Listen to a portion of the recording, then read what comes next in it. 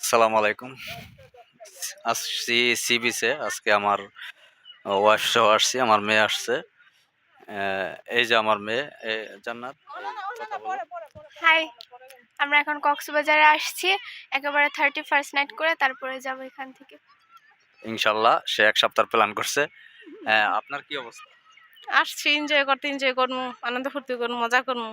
এই এই আমার ছেলে যার জন্য কক্সবাজার আসা। আমি এবার আসতে চাইছিলাম না। কিন্তু এই যে এই বিচ্ছুর জন্য আমার আসতে হয়। এই বিচ্ছু বাহিনী। আব্বা তোমার কি প্ল্যান বলো? আমি অনেক হ্যাপি। আমি সমুদ্রে নামবো, অনেক মজা করবো, জেটস্কিও চালাবো। আমার অনেক অনেক ভালো লাগবে।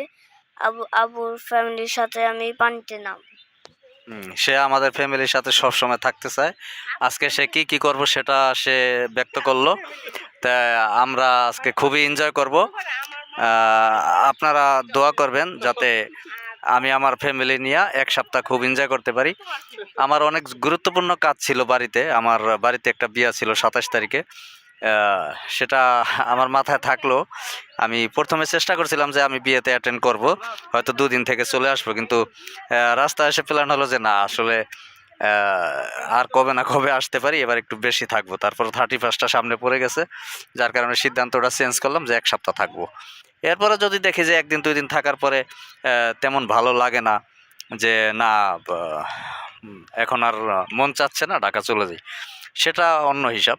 কিন্তু আসলে যতক্ষণ ভালো লাগে ততক্ষণ থাকবো। কারণ আসলে আমি এইবার কোনোভাবে চাচ্ছিলাম না যে কক্সবাজারটা আসি। কারণ সব দিক দিয়ে আমি একটু ঝামেলার মধ্যে ছিলাম। হ্যাঁ, আসলে আল্লাহ চাইলে কিছু করার নাই। ইচ্ছা থাকা না সত্ত্বেও, ইচ্ছা না থাকা সত্ত্বেও যেমন আমাকে আসতে হলো আমার পরিবারের জন্য। আর এটা আসলে ওই কথায় আছে না যে আহ, ইচ্ছা যদি জাগে, মানে আপনার যদি একটা স্বপ্ন দেখেন, সেটা আসলে আল্লাহই বাস্তবায়ন করে দেয়। এই ১ লাখ টাকার মামলা ১ সপ্তাহ থাকলে মিনিমাম ১ থেকে ১.৫ লাখ টাকা লাগবে। কোনো প্ল্যান ছিল না। টাকাও ম্যানেজ কিভাবে হয়ে যাবে সেটাও মাথায় আসেনি। কিন্তু আসলে আল্লাহ চায় তো কি করার? আল্লাহ চাইলে সবকিছু সম্ভব। ২ দিনের চিন্তা করে এখন ৭ দিনের প্ল্যান করে ফেলেছি। আবার জানি না কখন ভালো না লাগলে ২ দিন থেকেও চলে যেতে পারি। তবে প্ল্যান আছে ৭ দিন থাকবো। ১ তারিখে আমরা ঢাকায় ব্যাক করব। তো আমার জন্য সবাই দোয়া করবেন যাতে সবাইকে নিয়ে এবার এনজয় করতে পারি। আল্লাহ হাফেজ।